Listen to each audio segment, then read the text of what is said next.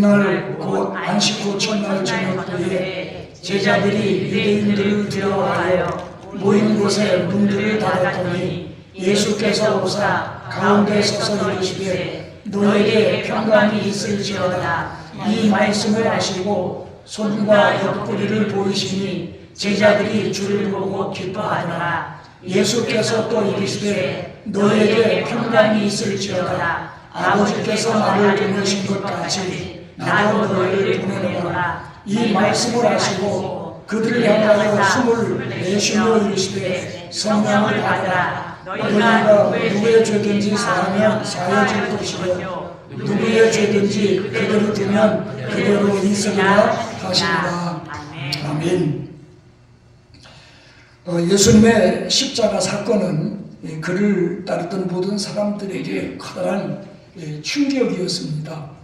왜냐하면 대부분의 사람들은 예수님이 메시아인 줄 알고 모든 것을 버리고 주님을 위해서 희생하면서 따라다녔는데 주님께서 십자가에서 돌아가시는 그 장면을 본 순간 그들이 3년 동안 따라다닌 모든 수고와 희생과 봉사가 헛되이 들어간 줄 알고 절망적이었습니다. 뿐만 아닙니다.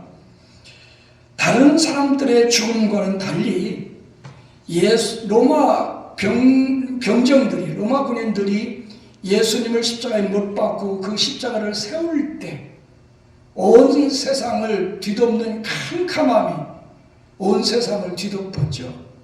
그리고 예수님께서 다 이루었다 말씀하시고 십자가에서 운명하실 때 큰 지진이 일어나서 땅이 요동하고 바위가 터지고 예루살렘 성소 휘장이 위에서부터 아래로 찢어져 둘이 되어지고 그리고 무덤 속에서 살아난 사람들이 막 시내를 걸어다니는 일들이 벌어졌습니다. 뿐만이 아닙니다. 예수님을 십자가에 못 박아 죽였던 이 종교 지도자, 유대교의 종교 지도자들은 예수님을 따르던 그 잔존 세력까지 멸절시키기 위해서 음모를 계획하고 있었습니다.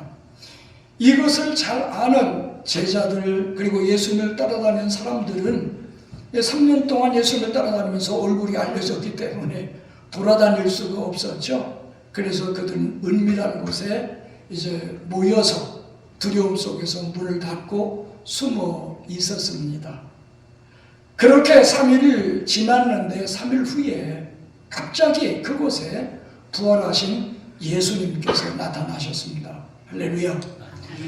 근데 그 당시 그 사람들은 부활하신 예수님이 나타나셔서 정말 그들에게 손과 발을 보이시고 옆구리도 보여주셨지만은 그 사실이 믿어지지가 않았어요.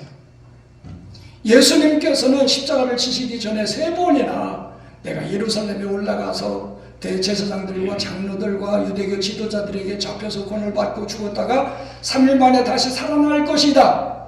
3번이나 말씀하셨지만은 제자들은 예수님의 죽음이, 예수님의 고난이, 예수님의 십자가의 사건이 너무 충격적이었기 때문에 그 말씀조차 생각지를 못했던 것입니다. 근데 주님이 나타나셔서 그들에게 3가지를 주셨습니다. 그 엄청난 사건을 치르신 사건 끝에 주님이 그의 사랑하시던 그를 따르던 사람들에게 나타나셔서 주신 3가지는 오늘날 저나 여러분들이 꼭 있어야만 되는, 받아야만 하는, 가져야만 하는 매우 소중한 것들입니다. 그렇기 때문에 이 시간 부활하신 주님이 주신 것이라고 하는 제목을 가지고 이제 주님이 그를 사랑하고 따랐던 그들에게 어떤 면에서 믿음도 없었고 주님의 부활하심을 기대하지도 못했던 그들에게 주셨던 3가지가 무엇인가 함께 살펴보면서 은혜를 나누도록 하겠습니다. 첫째로 부활하신 주님께서 그들에게 나타나 주신 것은 믿음의 확신이었습니다. 본말씀 19절에서 20절에 보면 다 같이 다시 한번 읽어봅니다. 시작. 이날 곧 안식 후 첫날 저녁 때에 제자들이 유대인들을 두려워하여 모인 곳에 문들을 닫았더니 예수께서 가운데 서서 이르시되 너에게 평강이 있을지어다. 이 말씀하시고 손과 옆구리를 보이시니 제자들이 주를 보고 기뻐하더라. 아멘. 여기에서 평강이라고 하는 헬라어 에이레네는 이제 히브리어는 샬롬이라고 하는 단어와 같은 의미인데, 이것은 그 단어의 의미는 평안, 평강, 평화, 복지라고 하는 그런 뜻을 지니고 있는데, 이것은 평범한 인사말입니다. 이제 우리가 만나면 헬로, 하이 하듯이 히브리인들은, 오늘 유대인들도 그렇죠, 샬롬.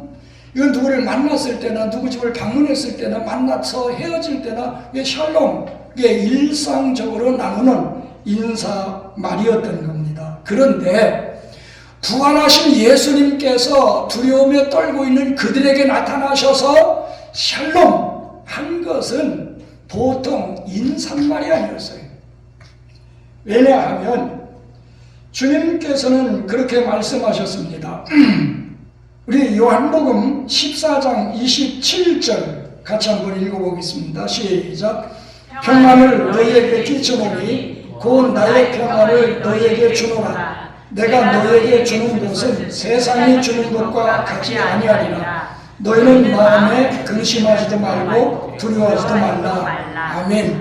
예수님은 십자가를 지시기 전에 제자들에게 이미 말씀하셨어요. 내가 평안을 너희에게 준다. 샬롬을 너희에게 준다, 그 말이에요. 그것도 내 평안을 너희에게 줄 테니까 너희는 두려워하지도 말고 마음에 근심하지도 말라고 말씀하셨어요. 지금 예수님께서는 그 평안을 제자들에게 주고 계신 겁니다. 예수님의 평안 어떤 평안입니까? 바로 큰 풍랑이 일어나서 배가 뒤집을 위기에 놓였을 때도 예수님은 배 고물에서 베개를 베고 주무셨어요. 그러니까 폭풍우 속에서도 배가 뒤집힐 위기 가운데서도 평안히 잠을 주무실 수 있는 평안이 주님의 평안이에요. 그런 평안이 이 시간 여러분에게 주어지기를 주님의 이름으로 축원드립니다.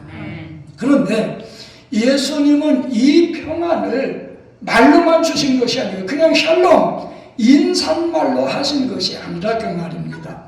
예수님께서는 제자들에게 그를 사랑하며 따르던 사람들에게 이 평안을 주시기 위해서 온갖 고난을 겪으셨고 십자가에 못 박혀 죽으심으로 인해서 그들에게 이 평안을 주실 수 있었던 것이고 평안이 만들어진 것이고 그리고 그 평안을 그들에게 주고 계신 것입니다.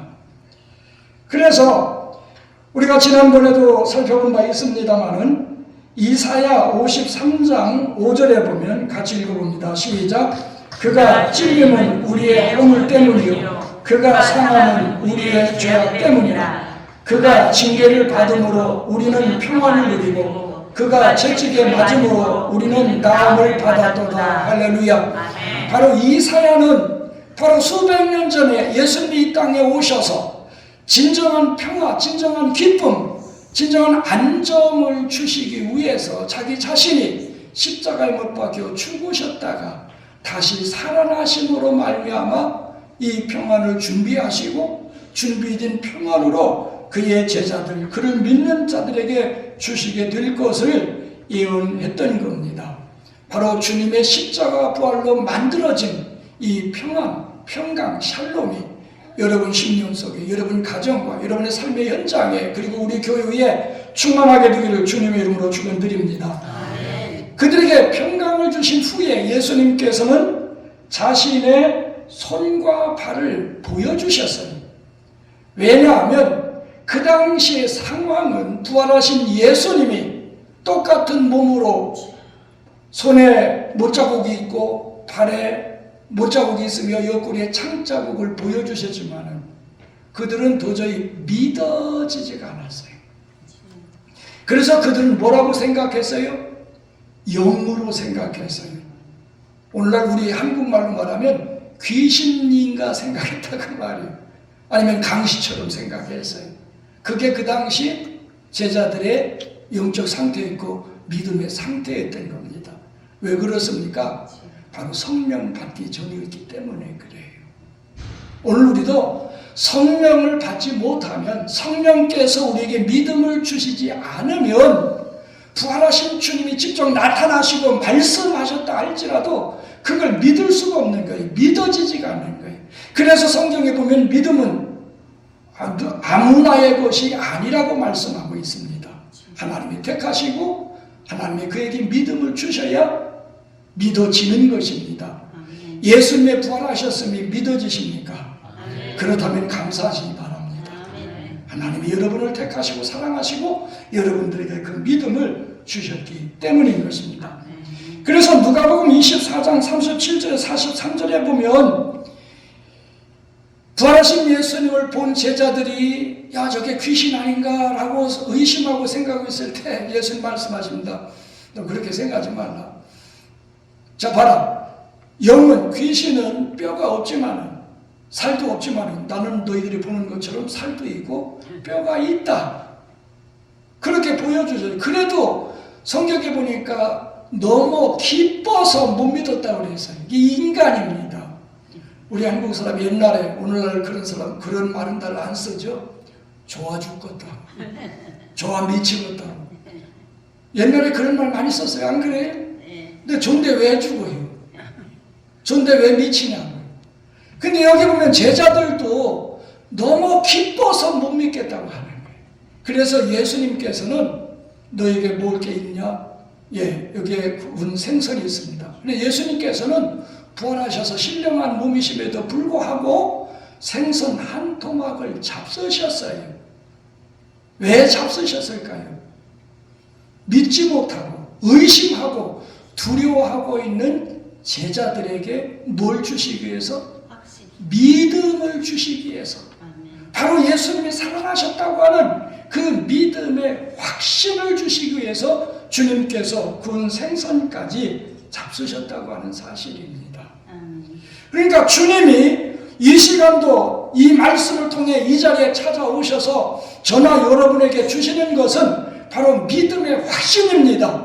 믿음의 확신 갖기를 주님은 원하시는 거예요. 왜냐하면 이 믿음의 확신이 있을 때 우리는 진정한 평안과 평강을 누릴 수 있기 때문입니다.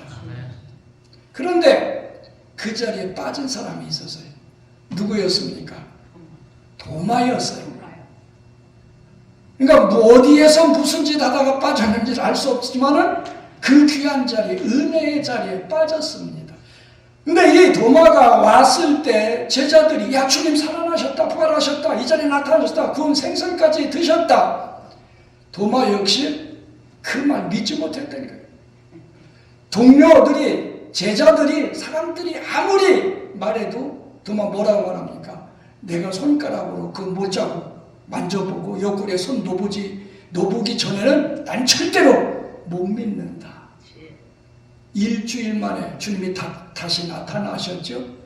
그때 주님은 도마가 한 말을 기억하시고 그대로 하시는 것이었습니다. 야 도마야, 와서 한번 만져봐라. 옆구리에 손 넣어봐라. 그리고 믿는 자가 되고 믿음 없는 자가 되지 말라. 그 말씀에 도마는 고꾸라졌어요. 도마가 실제 가서 손 만져봤을까요? 옆구리에 손 넣어봤을까요? 네, 필요 없어요. 바로 주님이 자기의 심정, 자기의 영적 상태, 자기의 마음을 꿰뚫어 보시고 그 의심만한 그 부분을 지적해 주셨을 때 그 말씀에 도마는 꼬꾸라져 넘어졌던 겁니다. 그래서 그는 오 나의 하나님, 나의 주인이십니다. 근데 주인 뭐라고 말씀하시죠? 너는 나를 본고로 믿느냐? 보지 못하고 믿는 자들은 복되도다. 할렐루야. 아멘. 바로 저나 여러분은 부활하신 주님 보지 못했어요. 그는 부활하시고 승천하셔서 하나님 보좌 우편에 계시기 때문에 우리는 볼 수 없고 또 그 누구도 본 사람도 없어요. 부활하신 주님 본 사람은 그 시대에 그곳에 있던 사람들, 주님이 찾아가셔서 자기의 부활하심을 나타내 보였던 사람들, 엠마오로 갔던 두 제자들 역시 마찬가지죠. 그들만 보았던 겁니다. 그런데 귀한 것은 아까 말씀드렸어요.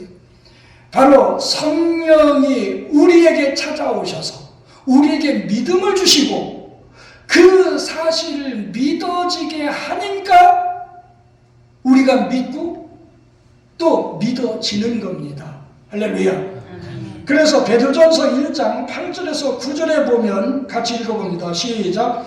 예수를 너희가 보지 못하였으나 사랑하느니라. 이제도 보지 못하나 믿고 말할 수 없는 영광스러운 즐거움으로 기뻐하니 믿음의 결국 곧 영혼의 구원을 받음이라. 할렐루야.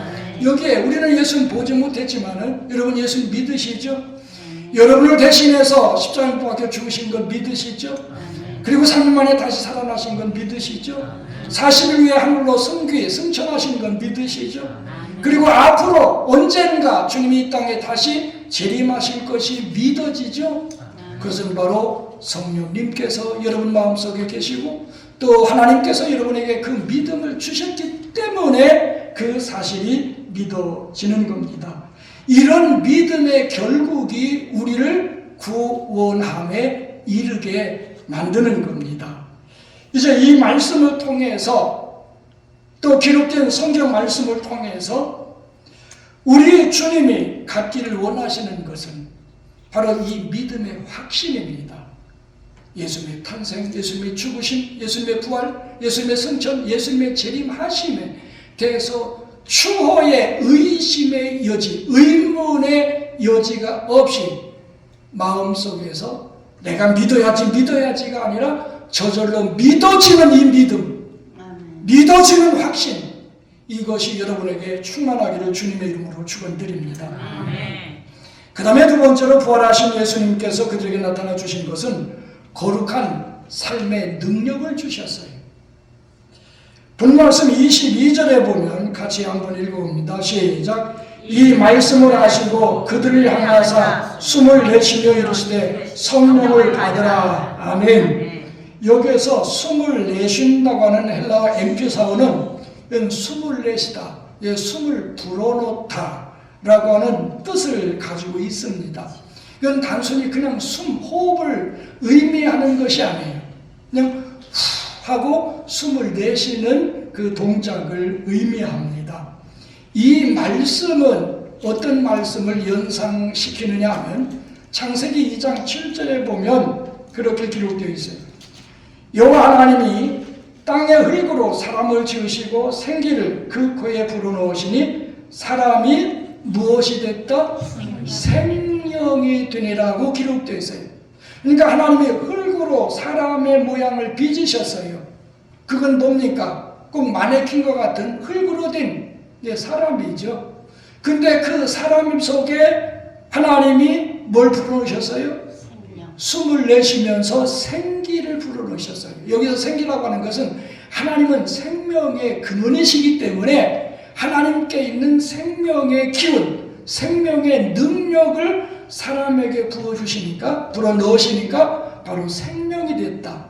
여기에 생명이라고 하는 것은 다른 곳에 보면 생물, 살아있는 존재라는 생물로 번역되어 있어요. 그런데 사람에게만 여기서 생명으로 번역을 했습니다. 왜 그렇습니까? 바로 사람은 인격적인 존재로서 하나님과 교제하고 하나님의 영광을 드러내고 하나님의 뜻에 따라서 창조된 목적을 이제 제대로 발휘할 수 있는 만물의 영장이기 때문에 생명으로 번역했던 겁니다. 그게 바로 생명이에요. 그러니까 생명으로서 인간은 하나님의 기쁨이었고 창세기 1장 31절에 보면 하나님 보시기에 심히 좋았더라고 그랬어요. 그러니까 하나님의 형상대로 생명인 인간을 볼 때 그 인간 자체가 하나님의 기쁨이었고 하나님의 찬송이었고 하나님의 영광이었던 겁니다. 그런데 아담과 하와가 선악과를 따먹고 범죄했죠. 그리고 창세기 6장에 보면 사람들이 자기 중심적으로 살기를 시작했습니다. 그래서 죄를 짓고 죄악이 이 세상에 관영하게 되었어요. 그때 하나님께서는 사람 지으셨음을 한탄하셨다고 했어요. 그러니까 이 죄는요, 하나님을 근심시켜드리고 하나님을 후회시키게 만들고 어떤 면에서 하나님을 한탄케 만드는 것이 죄예요. 우리 마음속에 우리의 삶 속에 그런 죄가 있다면 하나님은 지금도 근심하고 계신 거예요. 하나님은 후회하고 계신 거예요. 하나님은 지금도 나타나고 계시다고 하는 사실입니다. 우리를 구원하시고 어떤 면에서 내가 왜 죄를 위해서 내 아들 사랑하는 예수 그리스도를 십자가 못 박여 죽였는가? 하나님이 후회하실 수도 있어요. 왜? 하나님도 인격적이시기 때문에, 인격이라고 하는 것은 지정의가 있으시기 때문에, 하나님도 감정이 있으시기 때문에 그렇게 생각하실 수 있다고 하는 사실입니다. 그래서 하나님이 결단하시죠. 이 지면에 있는 모든 사람들을 내가 지면에서 쓸어버리리라. 물로 심판할 것을 하나님 작정하시고, 그렇게 멸망시키는 가운데서도 하나님은 노아에게 은혜를 베푸셔서 방주를 짓도록 하시고, 그 다음에 그 8식구를 구원하셔서 정말 생명으로서의 하나님을 사랑하고 하나님 중심으로 하나님의 영광에서 살아갈 수 있는 신앙을 계승케 하셨어요. 하지만 그 역사 역시, 그 이후의 사람들 역시 마음속에 타락한 부패성, 죄악된 성품들이 있었기 때문에 하나님의 기대에 미치지를 못했습니다. 그래서 하나님은 노아의 아들이 셋이 있었죠. 그 중에 셈이 있었습니다. 이 셈의 후손 가운데 아브라함을 택하셔서 그를 믿음의 조상으로 세우시고, 그리고 이스라엘 민족 공동체 제사장 나라로 가나안 땅에 심으셨어요. 근데 그들은 그 은혜, 그 사랑, 그 구원의 역사에 감사하지 못하고 보답하지 못하고 교만하고 자기 중심적으로 빠져서 오히려 하나님을 버리고 우상 숭배에 빠졌던 겁니다. 그래서 결국은 예루살렘 성전도 무너지고 나라도 망하고 민족의 뿔뿔이 흩어지는 그런 결과를 초래했던 것입니다. 그 당시 에스겔서에 보면 그 당시 이스라엘 백성들의 신앙과 영적인 상태와 그들의 삶의 모습이 에스겔서 37장에 보면 하나님의 에스겔을 성령으로 이끌으셔서 한 골짜기로 가보니까 거기에 마른 뼈다귀들이 힘이 많고 바짝 마른 뼈다귀들이 있는 거예요. 그것은 이스라엘 민족의, 이스라엘 백성들의 영적 상태, 어쩌면 오늘 우리들이 하나님 앞에 앉아있는 우리들의 모습일 수가 있는 거예요. 근데 하나님께서 에스겔 선지자에게, 야, 너 저 마른 뼈다귀들에게 하나님 말씀을 대어놔라. 전 에스겔보다 훨씬 더 참 복 있는 사람입니다. 왜냐하면 전 시체 앞에서는, 뼈다귀들 앞에서 설교를 안 해봤거든요. 근데 에스겔 선자는 뼈다귀들, 골짜기에 가득한 뼈다귀를 놓고 설교하기 시작하는 거예요. 자, 하나님께서 말씀하시기를 너희가 뼈들이 이 뼈 저 뼈 들어맞을 것이고 너희 위에 살갗이 덮일 것이고 힘줄이 생길 것이다. 그러니까 이 에스겔이 말씀을 선포할 때 진짜 그 말씀의 능력이 나타나서 뼈들이 서로 움직이더니 제 몸을 찾아가고 골격을 이루고 이제 힘줄이 덮이고 가죽이 생기는 거예요. 근데 생명이 없었어요. 그건 뭡니까? 송장이죠. 실체죠. 근데 하나님께서 에스겔 선지자에게 그러면 이번엔 생기에 대해서 태어나라. 그러니까 에스겔이 생기에 대해서, 야 생기야, 저 죽은 사람들 가운데 들어가서 저들로 살도록 해라. 그러니까 생기가 그들에게 들어가서 그들이 살아 움직이는데 뭐가 됐다?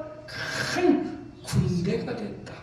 이것은 이스라엘 민족의 회복을 의미하는 동시에 오늘 우리가 예수 믿기 전에는 에스겔 골짜기에 마른 뼈다귀와 같이 생명이 없었어요. 아무것도 할 수 없는 나약한 존재였습니다. 그러나 바로 하나님 예수님께서 제자리에 나타나셔서 정말 숨을 내쉬면서 성령을 받으라고 말씀하셨던 것처럼, 그리고 오순절 마가락방이 임한 성령을 그들이 받았을 때 그들은 마른 뼈다귀 같은 존재가 아니었어요. 유대인들을 두려워해서 문 안에 문을 걸어잠그고 숨어있던 존재가 아니었던 겁니다. 그들은 문을 열고 박차고 나가서 하나님 말씀을 전하고 복음을 증거하고 어떤 핍박과 환난과 어려움이 있더라 하더라도 그들은 교회를 세우며 하나님 나라를 확장하는 일에 헌신했어요.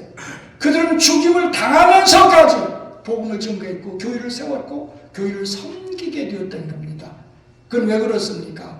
바로 주님이 보내신 성령을 받았기 때문인 것입니다. 마찬가지입니다. 오늘 우리들도 성령을 받지 않으면, 우리가 마음의 원이 있고 우리의 마음속에 믿음이 있다 할지라도 그 믿음이 위력을 발휘하지 못해요. 그 믿음이 역사하지를 못해요. 믿음의 능력이, 믿음의 결과가 나타나지를 못해요. 기도하고 싶지만은 기도가 안 돼요. 성경 말씀을 읽고 싶지만은 읽어도 눈에 들어오지도 않고 깨달아지지도 않아요. 근데 내가 주의 일에, 교회 일에 봉사하고 전도하고 싶지만은 그게 되지 않아요. 왜? 내게 능력이 없기 때문에. 그래서 주님께서는 뭐라고 말씀하십니까? 바로 성령이 임하시면 너희가 뭘 받아라? 권능을 받아라. 권세와 능력을 받아라. 바로 그 성령이 임하시기 전에 예수님께서는 제자들에게 숨을 내쉬면서 그 성령의 능력을 받으라고 주신 것입니다. 따라서 오늘 이 말씀을 통해서 주님의 입김이 여러분에게도 충만케 되어지기를 주님의 이름으로 축원드립니다. 그래서 주님이 부활하시고 승천하셔서 보내신 주의 영 성령께서 여러분 안에서 강하게 역사하시고 그 역사하심의 충만하심 속에서 생겨나는 그 믿음의 능력이, 그것이 삶의 능력이고 봉사의 능력이고 그것이 복음 전파의 능력인데 그 능력으로 충만케 되어지기를 주님의 이름으로 축원드립니다. 그 다음에 세 번째로 부활하신 예수님께서 그들에게 나타나 주신 것은 복음 전파의 사명을 주셨습니다. 오늘 말씀 21절 같이 한번 읽어봅니다. 시작. 아버지께서 나를 보내신 것 같이 나도 너희를 보내노라. 아멘. 여기서 보내노라는 헬라어 펜포는 영어로 send, 보낸다라고 하는 그런 뜻이 있습니다. 그러니까 이제 그 어떤 사람에게 메시지를 보낸다, 아니면 어떤 사람에게 선물을 보낸다라고 하는 의미가 바로 펜포입니다. 따라서 요한복음에 보면은 예수님께서는 자기 자신은 하나님이 나를 세상으로 보내셨기 때문에 내가 세상에 왔다, 여러 번 말씀하셨어요. 그러니까 예수님은 하나님의 보내심을 받은 사람입니다. 그리고 그 보내심을 받고 이 땅에 오셔서 33년 동안 하나님이 보내신 목적을 다 이루셨어요. 그리고 나서 십자가에서 운명하시면서 마지막 남기신 말씀이 무엇입니까? 다 이루었다. 예, 테텔레스타이, 다 이루었다. 이것은 어떤 면에서 화가가 그림을 그리고 났을 때 그림이 다 완성됐으면 자기 사인을 하면서 바로 다 이루었다, 테텔레스타이. 그리고 물건을 샀을 때 뭡니까? 이제 내가 그것을 페이하고 영수증을 받으면서 테텔레스타이, 이 값을 지불했다. 그러니까 내 것이 됐다, 그 말이에요. 그러니까 예수님께서 십자가를 통해서 모든 걸 다 이루시고 나서 이제 부활하신 그 예수님이 제자들에게 나타나셨어요. 내가 하나님의 보내심을 받아서 이 땅에 왔던 것처럼 나도 너희를 어떻게 한다? 보낸다. 여러분, 교회라고 하는 에클레시아의 의미가 뭐라고 그랬어요? 세상으로부터 하나님의 백성으로 불러 모아진 무리, 공동체, 유기적 공동체, 그게 바로 교회라고 하는 의미라고 그랬죠. 그러나 한 가지가 더 있어요. 교회라고 하는 의미는 바로 세상으로부터 하나님의 백성으로 불러 모아진 무리일 뿐만 아니라 이 무리를 세상으로 주님이 지금 보내고 계셔요. 그러니까 세상으로 흩어진 것도 역시 교회라고 하는 사실입니다. 그러니까 교회는 양면성이 있어요. 모임도 있고 흩어지는 것도 있고, 모임은 하나님의 부르심이 있을 때 모여드는 것이고, 또 모인 무리에게 주님께서는 뭐라고 말씀하셔요? 너희는 가라 그 말이에요. 가라 그 말입니다. 저는 목사님의 막내 아들로 태어나서 말 배우면서부터 목사가 되겠다고, 그게 목사인지 좀 몰랐죠. 모르죠. 그러면서도 옛날에는 사람들이 이제 인사차, 너 크면 뭐가 될래? 그렇게 물어봤어요, 노인들이. 그러면 이제 내가 뭐가 되고 싶다고 얘기하죠. 저도 이제 목사님 가정이니까 손님들이 많이 와서 손님들이 이제 물어보죠. 너 그럼 뭐가 될래? 그러면 저는 말 배우면서부터 목사가 되겠다고 했다고 그래요. 저는 그런 기억이 없는데. 근데 그 이후에 저는 성경을 읽다가 하나님으로부터 직접 부르심을 받았습니다. 그 말씀이 예레미야 1장 이제 7절에서 10절까지의 말씀인데, 이것이 하나님이 저를 목사로 부르신 말씀의 내용이에요. 여호와께서 내게 이르시되 너는 아이라 하지 말고 내가 너를 누구에게 보내든지 너는 가며, 누구에게 보내든지 너는 가라고 하는 겁니다. 그리고 내가 내게 무엇을 명하든지 너는 말할지니라. 그러니까 내 말, 내 생각, 내 경험을 말하는 게 아니라 주님이 말을 주시면 주님이 말을 그대로 전하는 것. 그게 목사의 사명이죠. 그것이 하나님이 저를 부를 때 주신 말씀입니다. 너는 그들 때문에 두려워하지 말라. 내가 너와 함께하여 너를 구원하리라. 나 여호와의 말이니라 하시고, 여호와께서 그의 손을 내밀어 내 입에 대시며 여호와께서 내게 이르시되 보라, 내가 내 말을 내 입에 두었노라. 보라, 내가 오늘 너를 여러 나라와 여러 왕국 위에 세워 내가 그것들을 뽑고 파괴하며 파멸하고 넘어뜨리며 건설하고 심게 하였느니라. 그래, 내가 너를 누구에게 보내든지는 가라. 그래서 제가 여기 캐나다까지 왔어요. 제가 1985년도에 이 캐나다, 미국 이제 2달 동안 집회를 다녀간 적이 있습니다. 한 달은 이제 미국인 교회, 그리고 한 달은 우리 한인 교회들을 돌아다니면서 이제 집회를 하고, 비행기를 타고 태평양을 건너가면서 제 스스로 굳게 다짐하고 또 다짐한 게 있습니다. 그게 뭐냐면 내 생애에 이민 목회는 없다. 왜냐면 그때 이민 목회의 실태를 제가 다 받고 파악을 했기 때문에. 야근 제가 그 이민 목회를 하겠습니까? 그때 그렇게 다짐하고 건너갔어요. 그런데 이제 교회가 성장하고 제가 부족해서 능력을 좀 더 받을 때 40일 금식기도 할 때 하나님이 이 말씀을 깨닫게 해주셨어요. 너 목사로 헌신할 때 내가 너를 부를 때 이렇게 하지 않았느냐. 그리고 이제 나서 이 토론토에서 청빙이 와서 기도해 보니까 하나님이 가라는 거예요.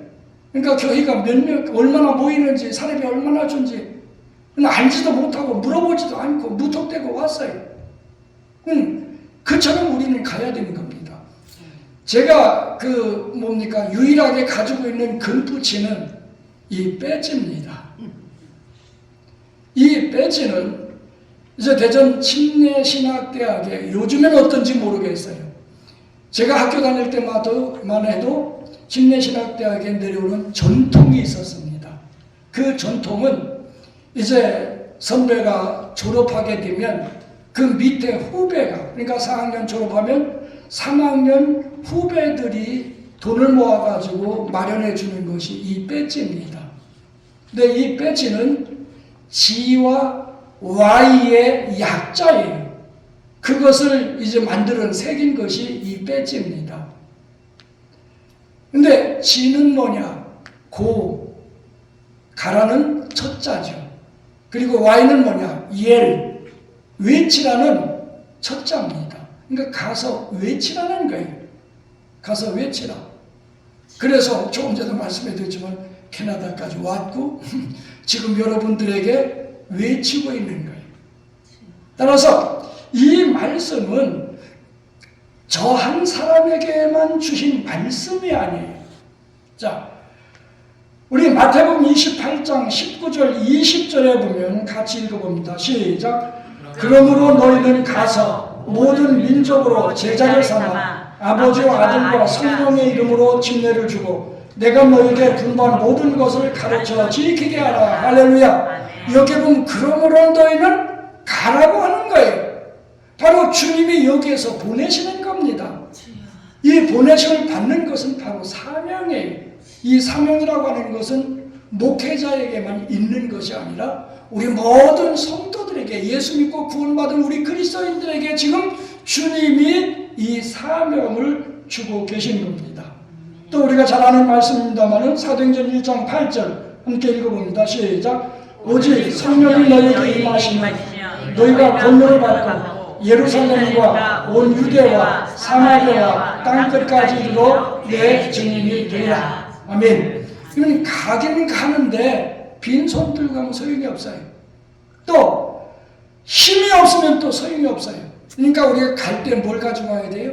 능력을 가지고 가야 돼요. 어떤 능력? 성령의 능력. 그러니까 바로 성령을 받고 그 성령으로 충만해져서 성령이 내 속에서 나를 통해 역사하시는 것이 능력이기 때문에 그 능력을 받고 가야 사명을 감당할 수 있는 겁니다.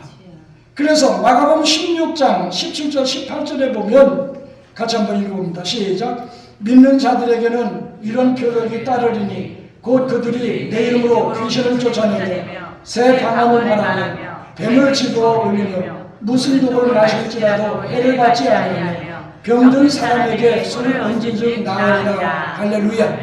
여기에 보면 성령 받고 능력을 얻은 사람들이 갔을 때 일어난 현상들에 대해서 말씀해주고 있는 겁니다. 근데 이 현상은 단지 병 고치고 어떤 기적을 행하고 표적을 나타내는 것, 그것만을 의미하는 것은 아닙니다. 기도가 필요할 때 기도할 수 있는 게 능력이에요. 하나님 말씀을 듣고 순종할 때 순종할 수 있는 힘이 바로 능력입니다. 우리가 안 믿는 사람들을 만났을 때 복음을 전할 수 있는 그 힘이 바로 능력이에요. 그 능력을 가져야 우리는 사명을 감당할 수 있는 겁니다. 결론적으로 말씀을 드립니다. 부활하신 주님께서 두려움에 떨고 있는 제자들, 그를 따르는 사람들에게 나타나셔서 주신 것은 세 가지입니다. 첫째는 믿음의 확신이고, 두 번째는 삶의 능력이고, 그 다음에 세 번째는 바로 사명입니다. 이것을 주신 것은 그 당시 그들에게만 아니에요. 2023년 부활주일, 부활 감사 예배를 드리는 저와 여러분에게도 주님께서는 말씀으로 찾아오셔서 똑같이 주고 계신 것입니다. 그러므로 오늘 우리는 그것을 받아 가져야만 합니다. 믿음의 확신이 있을 때 진정한 평강을 누릴 수 있어요. 어떤 상황 속에도 두려워하지 않고 걱정하지 않고 주님 안에 있기 때문에, 주님이 주신 평안이기 때문에 그 속에서 기뻐하며 감사할 수 있는 겁니다. 뿐만 아니라 성령으로 충만함을 받을 때 우리의 삶을 거룩한 삶으로, 정말 주님의 뜻을 이루어드리는 삶으로, 우리를 변화된 삶으로, 그리스도인의 삶으로 살아가도록 만드는 것입니다. 그리스도인이 되어졌을 때, 그런 삶이 뒷받침되어졌을 때 우리는 나가 주신 사명을 감당할 수 있는데, 그 사명은 복음 전파의 사명뿐만 아니라 이 교회는 그리스도의 몸입니다. 숫자가 많든 적든 우리가 예수의 이름으로 함께 모였기 때문에 그리스도의 몸이고, 우리 성도들은 지체입니다. 따라서 지체를 사랑하고 또 성령 안에서 한 마음이 되고 서로 하나가 되고 서로 사랑해서 그리스도의 몸으로 세워나가고, 이 그리스도의 몸을 통해서 하나님의 영광이 드러나고 복음이 전파되어지고 하나님 나라가 확장되어지도록 만들어가는 것이 우리에게 주어진 사명인 것입니다. 이제부터 이 사명을 위해서 여러분의 남은 인생을 투자하며 살아갈 수 있기를 주님의 이름으로 축원드립니다.